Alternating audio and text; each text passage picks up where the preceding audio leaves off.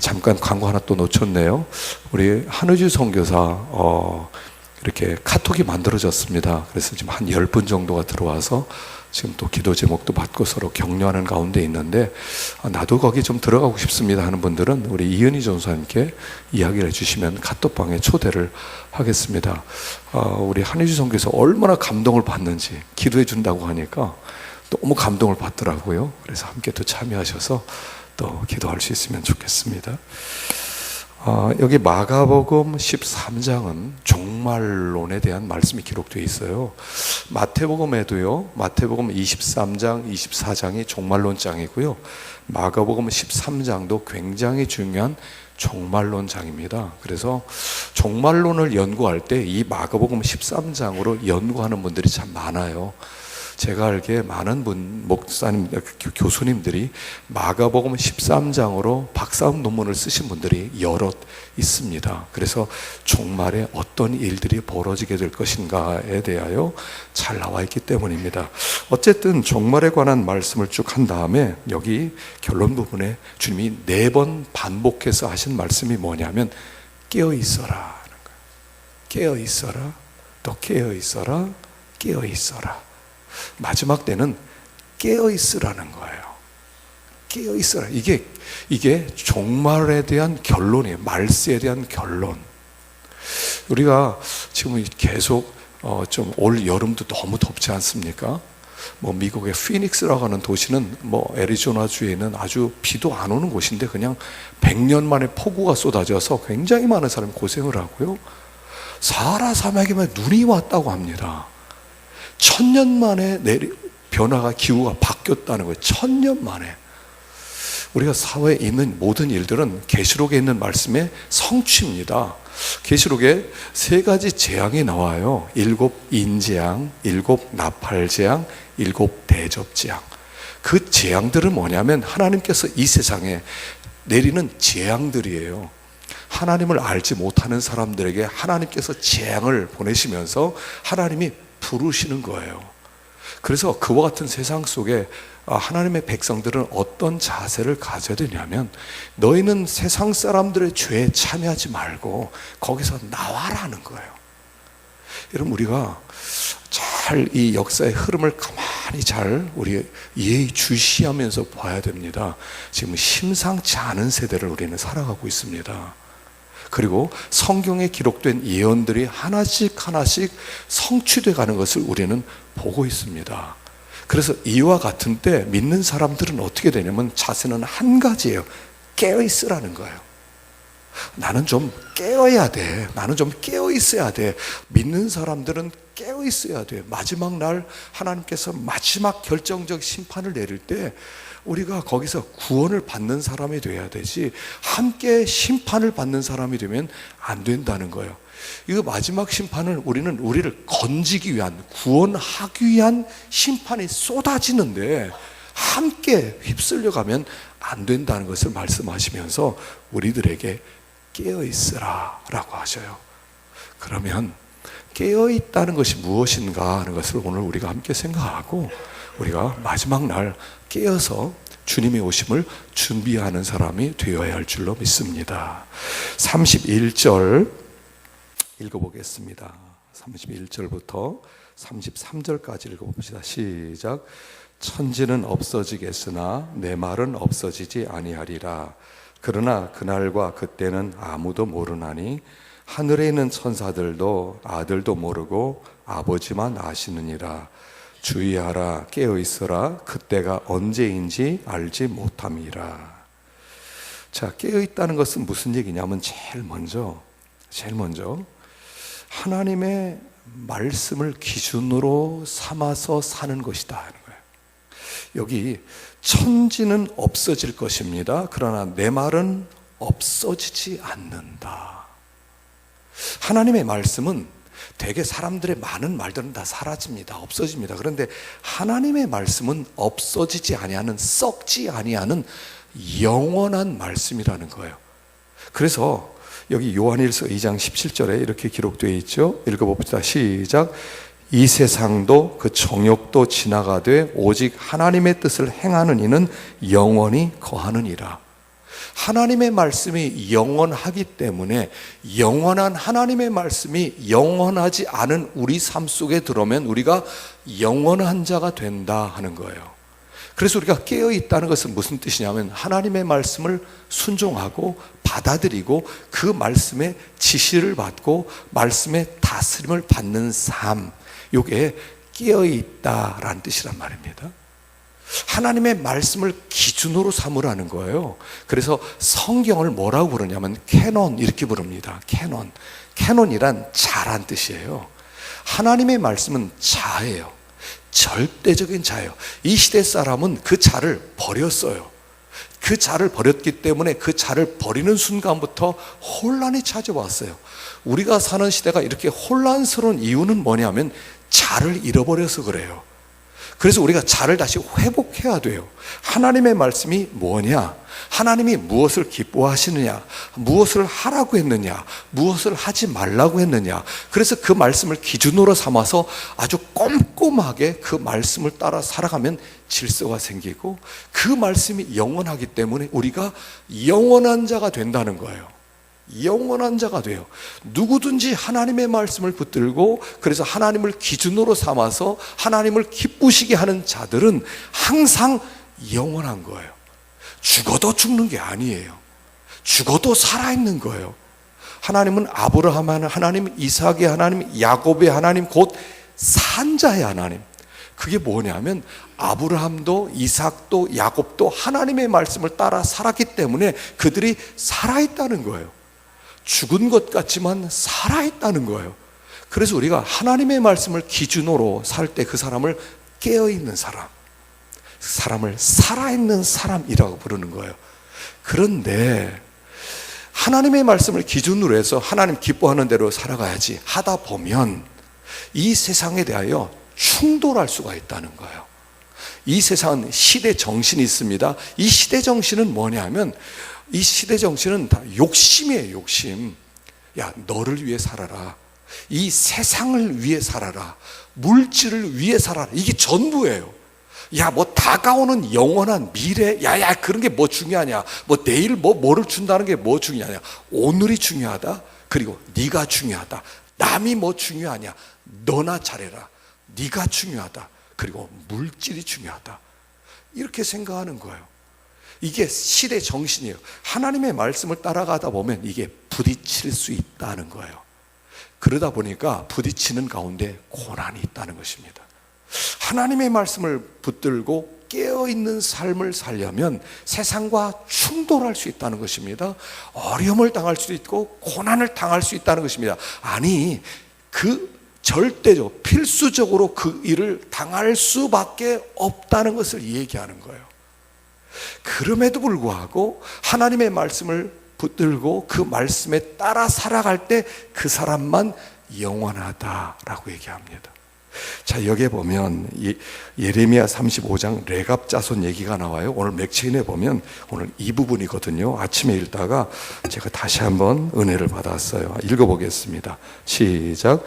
내가 레갑 사람들의 후손들 앞에 포도주가 가득한 종지와 술잔을 놓고 마시라 권하매 그들이 이르되 우리는 포도주를 마시지 아니하겠노라.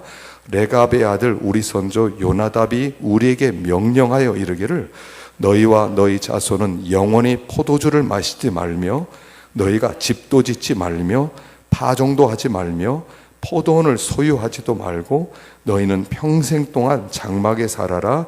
그리하면 너희 생명이 길리라 하였으므로 우리가 레갑의 아들 우리 선조 요나답이 우리에게 명령한 모든 말을 순종하여 우리와 우리 아내와 자녀가 평생 동안 포도주를 마시지 아니하며 살 집도 짓지 아니하며 포도원이나 밭이나 종자도 가지지 아니하고 장막에 살면서 우리 선조 요나답이 우리에게 명령한 대로 다 지켜 행하였노라. 그러므로 만군의 여호와 이스라엘의 하나님께서 이와 같이 말씀하시니라. 레갑의 아들 요나답에게서 내 앞에 설 사람이 영원히 끊어지지 아니하리라 하시니라. 이 레갑 사람들은 겐 사람이에요. 겐. 이 겐 족속은 어떤 사람이냐면 구약에 그 모세의 장인이 있었는데 그 장인이 이드로였습니다. 그 이드로가 겐 사람이에요. 겐 사람이에요. 그 사람들이 이스라엘 백성들이 광야로 나오고 가나안 땅 들어갈 때 함께 따라갔던 사람들이에요. 그 중에 이 레갑 족속이 있고 레갑 족속 중에서 요나답이라고 하는 어른이 있었어요. 자기 가족들에게 이렇게 얘기를 합니다. 너희들 이 가나안 땅에서 살려면, 여기서 영원히 살려면 이걸 꼭 지켜야 된다.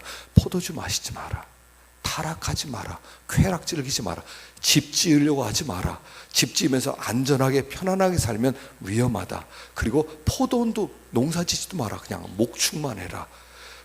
그러면 얼마나 어렵겠습니까? 포도주도 마시지 말고, 그리고 집도 짓지 말고, 그리고 농사도 짓지 말고, 그러면은 어떻게 살라는 거예요?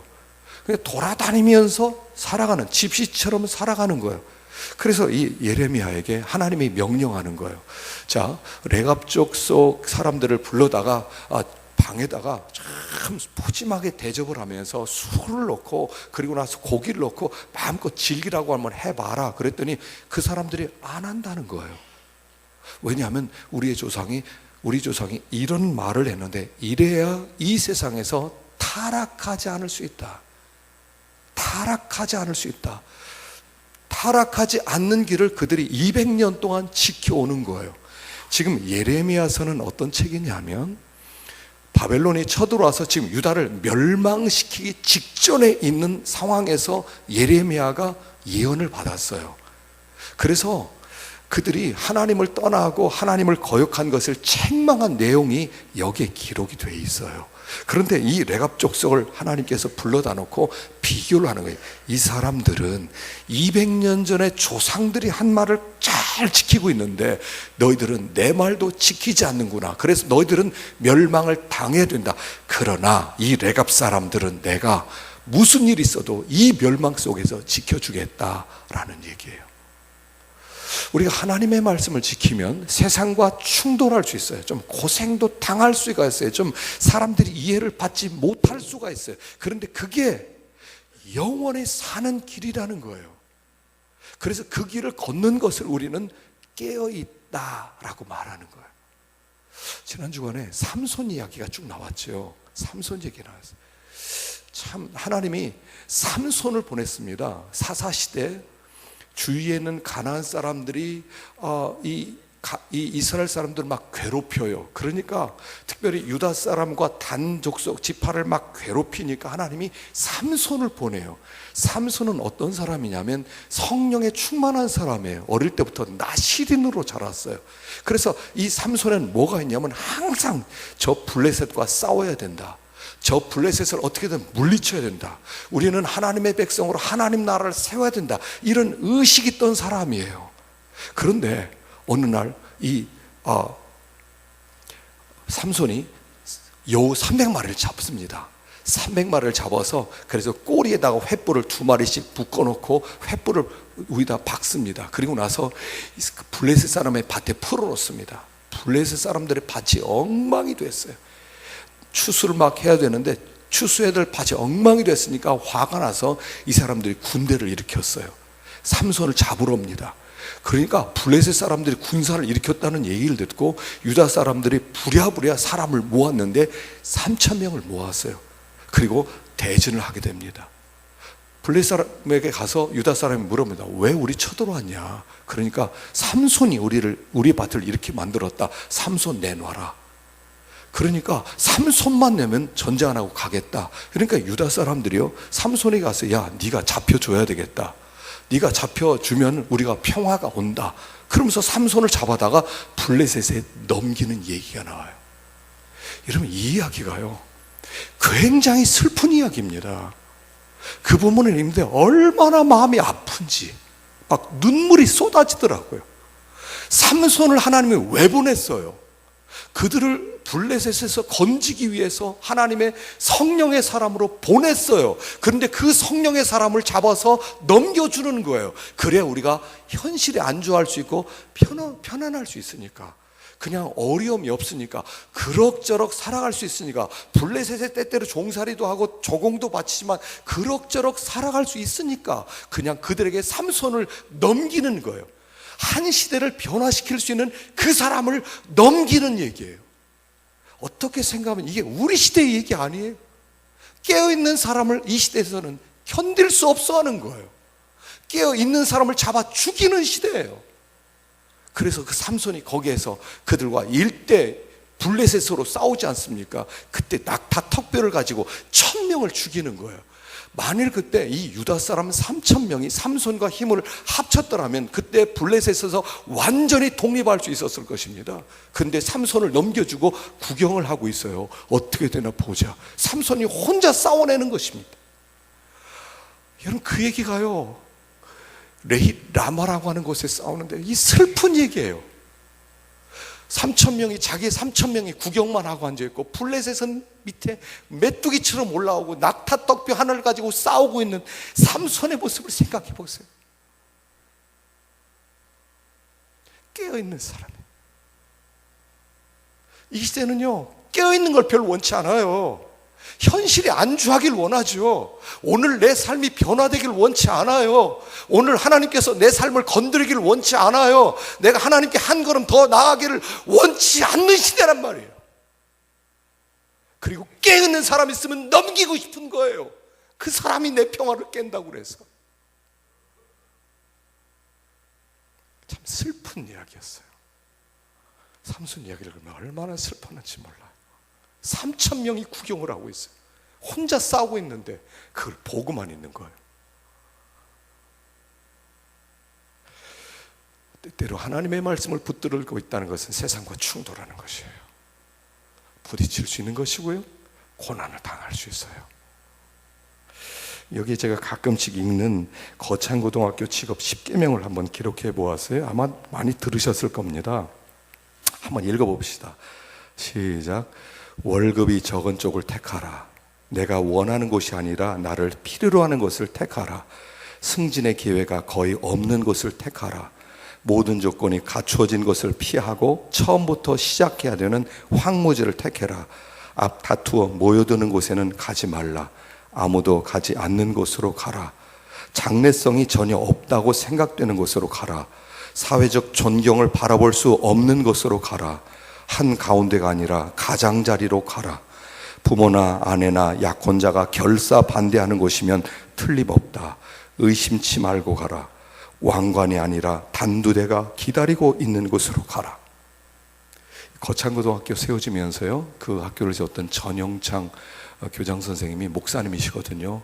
이 학교를 세울 때 그 뒤에 비하인드 스토리가 있지만은 사실 굉장한 비전을 가지고 학교를 세웠어요. 이번에 미국에서 들어와서 눈물로 기도하는 가운데 미국에서 돈을 보내드려 와가지고 세워진 학교예요. 이런 사람을 세우길 원했던 거예요.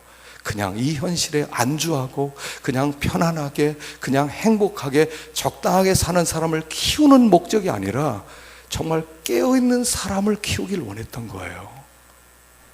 어떻습니까? 이 길을 가고 싶으셔요?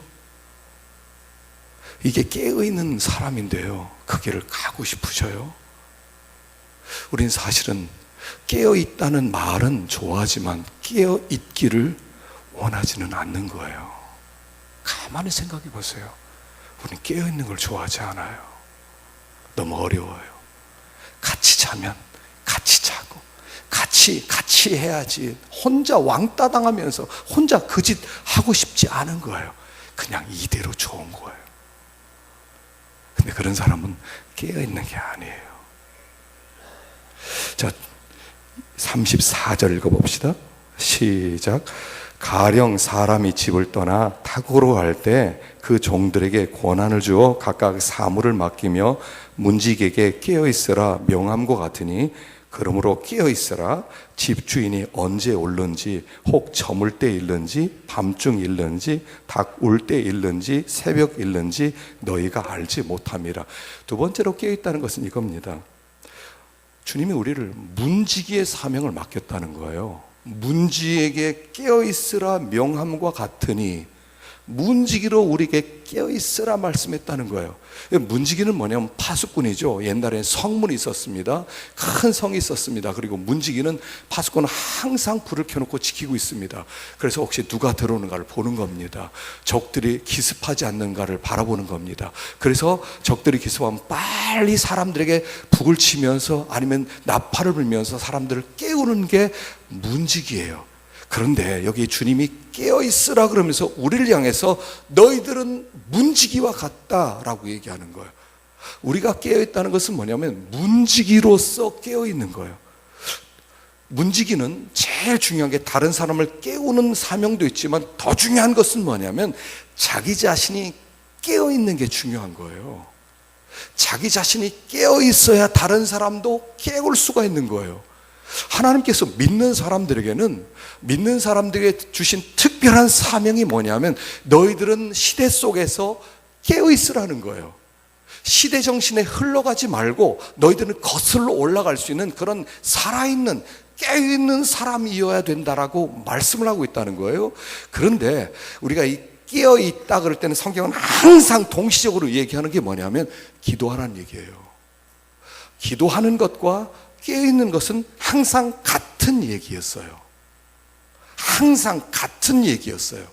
기도하는 사람이 깨어있는 사람이고 깨어있는 사람은 기도하는 사람이었어요.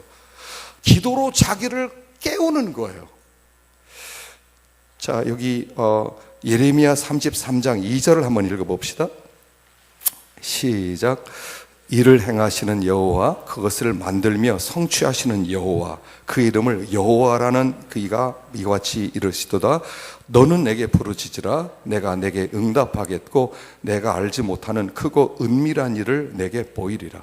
자, 지금 그 예레미야 선지자가 감옥에 갇혔습니다. 그리고 거기서 고문을 당하고 고통을 당합니다. 그 속에 주님께서 나타나셔서 하시는 말씀이 너는 내게 부르짖으라 라고 하시고 있다는 거예요. 이 말씀이, 이 예레미야 33장 3절은 참 중요한 말씀인데, 이 중요한 말씀이 왜 중요한 말씀이냐면 먼저 예레미야의 상황을 우리가 알아야 된다는 거예요. 예레미야가 살던 시대는 수많은 선지자들이 있었는데 다 가짜 선지자였어요. 이 가짜 선지자가 하나님의 음성을 듣고 예언을 하는 게 아니라 하나님의 말씀과 관계없이 자기들의 희망사항, 지금 바벨론이 쳐들어와서 예레미야 이 유다성을 꽉 예루살렘 성을 포위를 하고 그리고 사람들을 죽이고 빼앗아가는 이 속에서 사람들은 다 이런 마음을 가지고 있잖아요. 빨리 저 바벨론이 좀 갔으면 좋겠다. 빨리 우리가 이제 평화로우면 좋겠다. 이런 마음을 가지고 있었는데 거짓 선지자들이 이것을 예언해 주는 거예요. 어떤 선지자, 하나냐 선지자는 뭐라고 그랬냐면 앞으로 2년 내 바벨론은 물러갈 것입니다. 바벨론에 빼앗아 갔던 모든 보물들도 다 돌아오게 될 것입니다. 포로들 다 돌아오게 될 것입니다. 여러분 염려하지 마십시오. 이런 것이 그 당시에 선지자들의 보통 다 하는 예언들이었다는 거예요. 그런데 예레미야만 그렇게 말하지 않았어요. 여러분 이번에 우리는 망합니다. 이번에 우리는 끝장납니다. 빨리 바벨론에 항복을 하고 하나님께 돌아가십시다 라고 가르쳤다는 거예요. 그러니까 정치가들이 아주 싫어하는 거예요. 저놈의 저 예레미야 선지자란 말이에요. 다른 사람 다 좋은 것만 예언하는데 왜 이것만 괜히 기분 나쁜 것만 예언하는 거야. 야, 저 예레미야 좀 가둬. 좀 말도 좀 못하게 땅 뭐 어떻게 구덩이라도 좀 집어넣어. 그래서 그는 고통을 당하는 상황이었어요. 그때 그가 무슨 생각을 했겠어요? 예레미야 선지자가 감옥에서 갇혀서 무슨 생각을 했겠어요? 그냥 나도 그 사람들처럼 여러분 걱정하지 마십시오. 평화가 곧 올 겁니다. 곧 하나님 우리 해방시켜 줄 것입니다. 그렇게 같이 얘기하면 그냥 고난 없어요. 그냥 대우받아요. 그냥 거기 사람들이 주는 거 잘 먹고 잘 살 수가 있어요. 이런 유혹이 없었겠냐는 거예요. 그에게 주님이 주신 말씀이 너는 내게 부르짖으라라고 말했다는 거예요. 너는 내게 부르짖으라. 너마저 거짓 선지자처럼 그렇게 하려고 하지 말고 너는 살아있는 선지자여야 된다. 나에게 부르짖으라. 너 연약하냐? 힘이 없냐? 쓰러질 것 같으냐? 내 이름을 계속 불러라. 여러분 깨어있다는 것은요 주님의 이름을 지속적으로 부르는 거예요. 다른 데 소망을 두는 게 아니에요. 다른 상황을 바라보는 게 아니에요. 다른 방법을 구하는 게 아니에요. 하나예요, 하나. 깨어있다는 것은 뭐예요? 주님께 부르짖는 거예요. 너는 내게 부르짖어라. 그러면 내가 너에게 응답해 주겠다.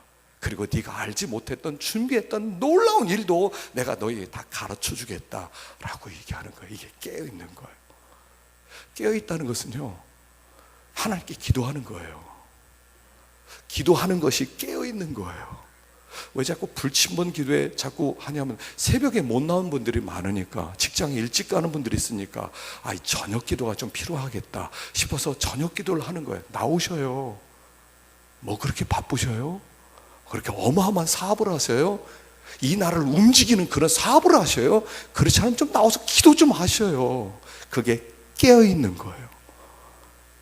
그 한 사람, 깨어있는 한 사람이 다른 사람도 깨울 수가 있는 거예요. 깨어있는 사람은 반드시 다른 사람도 깨우는 거예요. 그리고 그 깨어있는 한 사람 때문에 그 시대가 소망이 있는 거예요. 하나님이 항상 그런 방법이에요. 그래서 깨어있는 사람이 없을 때는 그 시대는 끝나는 거예요. 여기 예레미야 5장 1절에 봅시다. 시작. 너희는 예루살렘 거리로 빨리 다니며 그 넓은 거리에서 찾아보고 할라. 너희가 만일 정의를 행하며 진리를 구하는 자를 한 사람이라도 찾으면 내가 이 성읍을 용서하리라. 한 사람. 예루살렘에는 깨어있는 한 사람이 없었다는 거예요. 한 사람. 한 사람이 깨어있으면 그 깨어있는 사람이 다른 사람을 깨운다는 거예요. 여러분, 깨어있는 사람은요, 반드시 다른 사람을 깨우게 돼 있어요. 깨어있는 사람은 반드시 다른 사람을 깨울 수가 있어요. 자기가 자는 사람은 절대로 다른 사람을 깨울 수 없어요. 한 사람이에요. 그래서 여러분, 이 유교에서는 제자를 둘 때 한 사람밖에 안 둬요. 제자가 되겠습니다. 어서 오세요. 이런 게 없어요. 너 제자 자격 없어. 가. 너 안 돼. 그리고 한 사람을 길러놔요. 그리고 한 사람이 깨어나면 그 사람이 다른 사람을 다 깨우는 거예요. 하나가 깨어나면 만 명이 깨어나는 거예요. 그게 유교 교육이었어요. 지금 우리 시대는요, 너무 날림 교육이죠. 제대로 된 교육이 안 되는 거예요. 하나를 깨우는 거예요. 하나. 그래서 여기 일어난다 하는 것은요, 하나님께 부르짖는다는 뜻이에요. 자, 세 번째는 여기 마가복음 15장 43절에 이런 말씀이 나옵니다. 읽어봅시다. 시작. 아리마대 사람 요셉이 와서 당돌이 빌라도에게 들어가 예수의 시체를 달라 하니 이 사람은 존경받는 공회원이요 하나님 나라를 기다리는 자라. 자, 깨어있으라 그러면서 마가복음 마무리 부분에 있어서 깨어있는 한 사람을 소개하는 거예요. 그 사람이 누구냐면 아리마대 사람 요셉이에요. 이 사람이 뭐 했냐면, 예수님이 십자가에 죽었을 때 그가 반역자로 죽었습니다.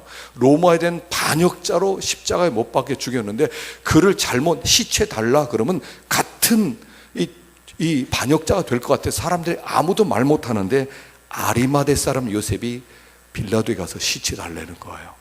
시체 주십시오. 내가 장사하겠습니다. 그런데 그 사람을 이렇게 소개합니다. 그는 존경받는 공회원이요 하나님 나라를 기다리는 자라.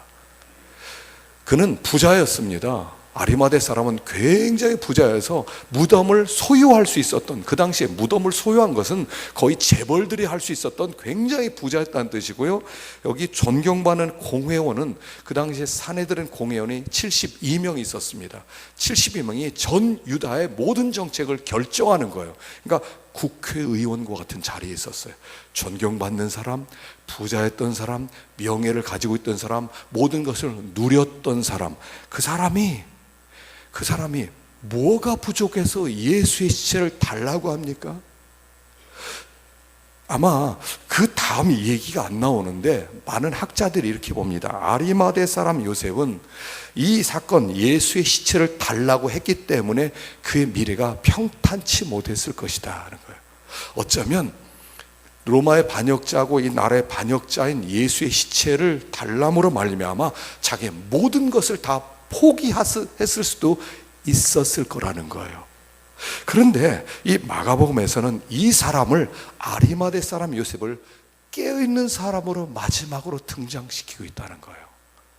깨어있다는 것은 뭐냐면 하나님 나라를 기다리는 사람이라는 거예요.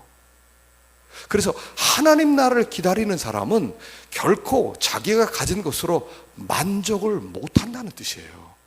그는 돈도 많았고요, 그는 명예도 있었고요, 사람들에게 존경도 받았고요, 더 이상 부러울 것이 없는 사람이었어요. 그냥 그대로 가서 인생 마치면 성공한 사람이에요. 근데 왜 구태여 예수의 시체를 달래냐 말이에요. 자기 삶에 아주 치명적 오점이 될 수 있는 쓸데없는 일을 왜 했냐 말이에요. 왜냐하면 그는 하나님 나라를 기다리는 사람이었기 때문에 그래요. 그는 이런 마음을 가지고 있었다는 겁니다. 그가 부도 가지고 있었고, 명예도 가지고 있었고, 존경도 가지고 있었어요. 근데 그게 자기를 만족시킬 수 없었다는 거예요. 내가 이것 때문에 내가 이 돈 벌려고, 내가 이 명예 얻으려고 내 인생을 여기까지 살아왔느냐, 그것이 나를 진정으로 행복하게 만드는 거냐, 그게 아니라는 거예요. 하나님 나라를 기다리는 사람은 이 세상에는 어떤 것으로도 그를 행복하게 만들 수가 없는 거예요. 그렇기 때문에 그는 자기가 가진 부, 자기가 가진 명예, 자기가 가진 모든 존경, 그것을 다 버린다 하더라도 친정으로 원하는 것이 있었다는 거예요. 그게 깨어있는 사람이에요. 깨어있는 사람은 이 세상에 어떤 것으로도 만족이 안 돼야 돼요. 뭐 돈을 어마어마하게 많이 벌었다고 합시다. 그것으로도 이거 돈 벌려고 내가 인생을 이렇게 살아왔나? 내가 명예를 얻어서 정말 세상에서 얻을 수 있는 가장 높은 것을 얻은 다음에 내가 이것을 얻기 위해서 이렇게 수고했나? 이것으로도 나를 만족시키지 못해. 이게 있어야 하나님 나라를 기다리는 사람이라는 거예요. 저는 이대로 좋습니다. 이대로 행복합니다. 이대로 살다가 그냥 하나님 나라 가고 싶습니다. 그 사람은 하나님 나라를 기다리는 사람이 아니에요. 하나님 나라를 기다리는 사람은 이 세상에 어떤 것으로도 그를 만족시킬 수 있어서는 안 돼요. 여러분, 괴테가 파우스트라고 하는 책을 썼어요.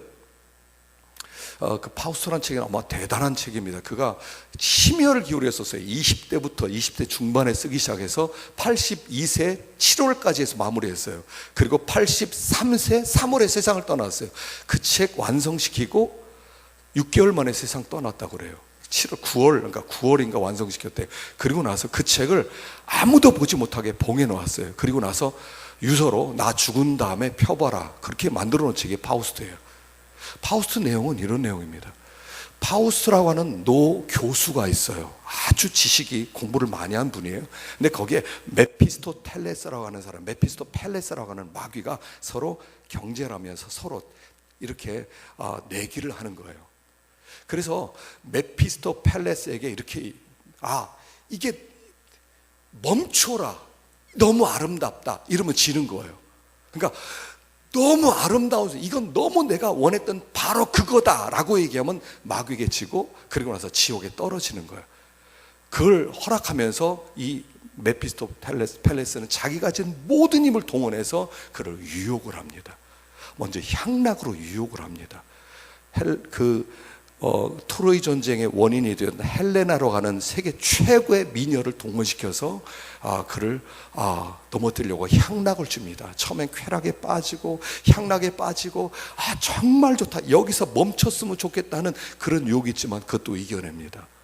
나중에 전쟁이 벌어지는데 이 사람이 머리를 잘 쓰고 그래서 전쟁의 큰 승리로 이끌고, 그리고 재정정책을 승리한 다음에 왕이 이 파우스트에게 어마어마한 땅을 하사를 합니다. 그리고 네가 왕처럼 다스려라, 큰 땅을 줍니다. 그럼 그 명예욕과 성취욕에 취해서 그가 이대로 살고 싶다, 그럼 끝나는 거예요. 그런데 나중에 이 파우스트가 이렇게 합니다. 그 영토를 하사하는데 그 땅에 사는 사람들을 좀 행복하게 해주고 싶어요. 그래서 그가 자기가 모든 정력을 기울여서 그 땅에 사는 사람들을 행복하게 만들어요. 그리고 그 모습을 보면서 이렇게 얘기해요.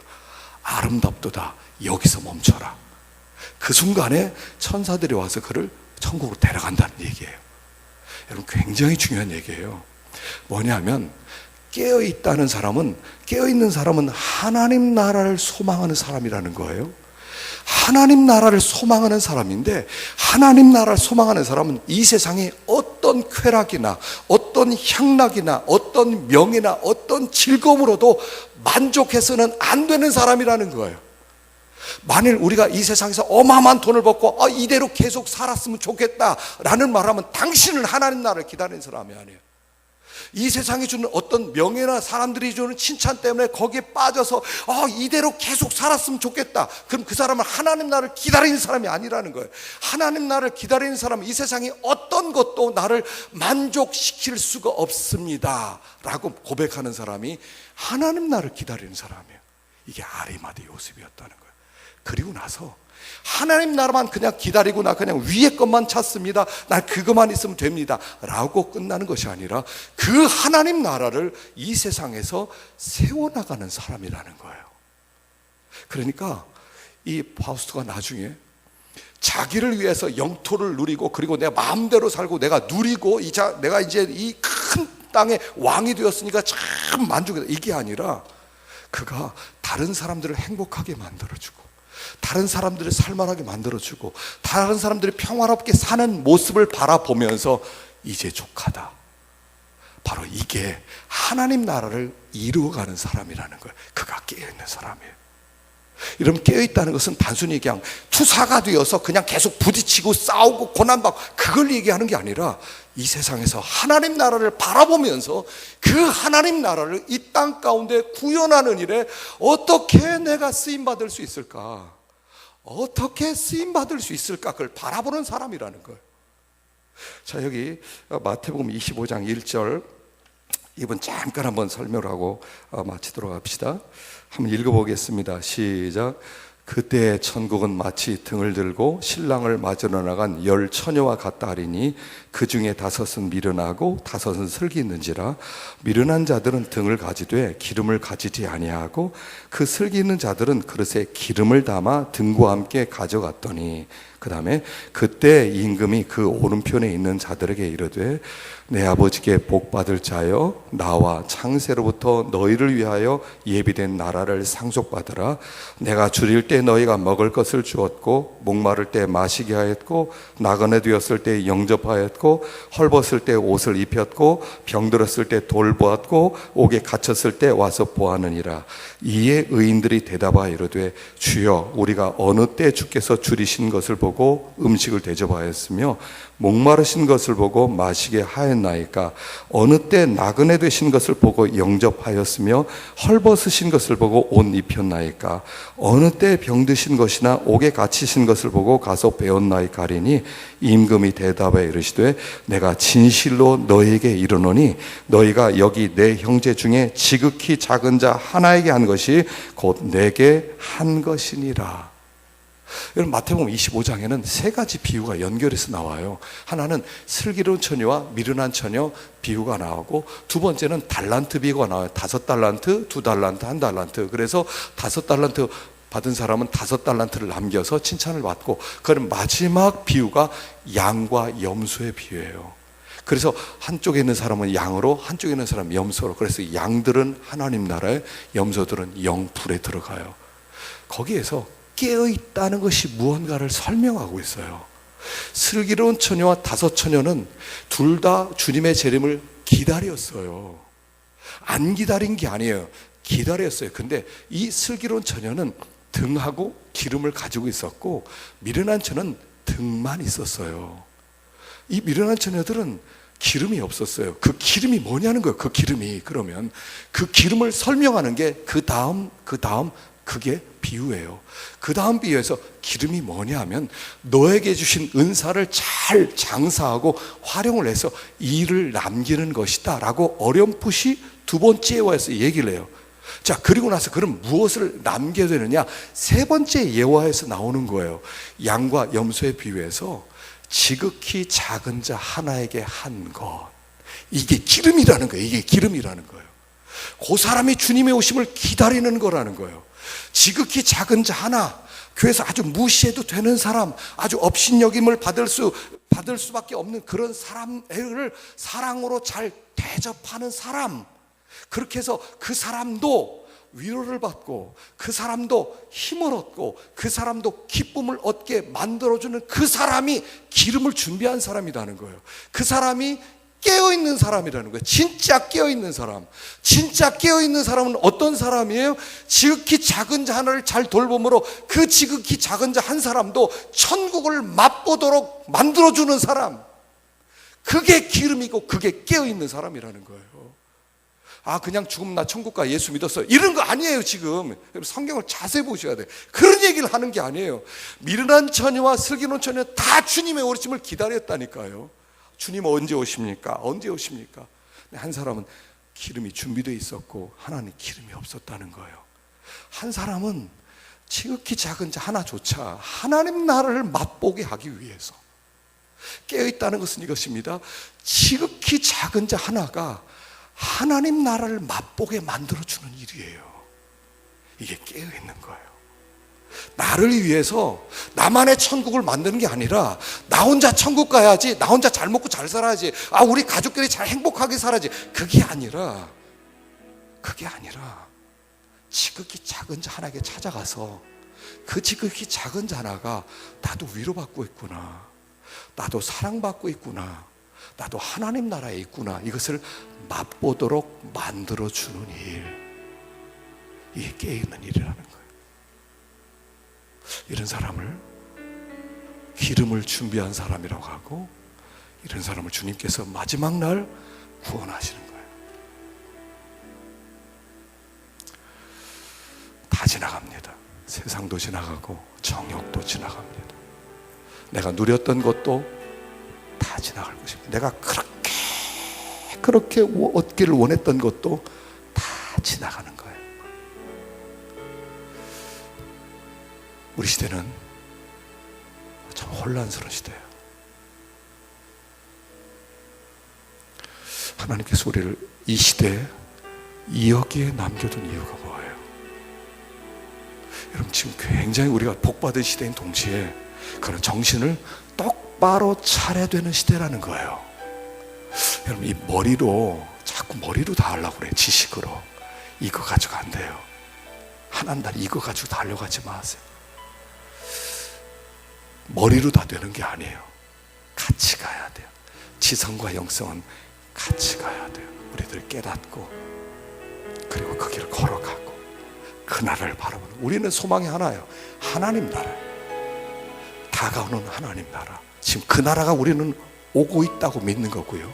그 나라의 왕 앞에 우리는 서야 될 것이고 우리는 결산을 하게 될 거예요. 깨어있으라는 것입니다.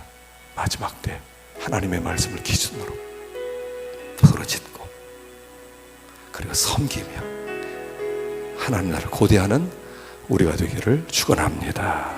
기도하십시다.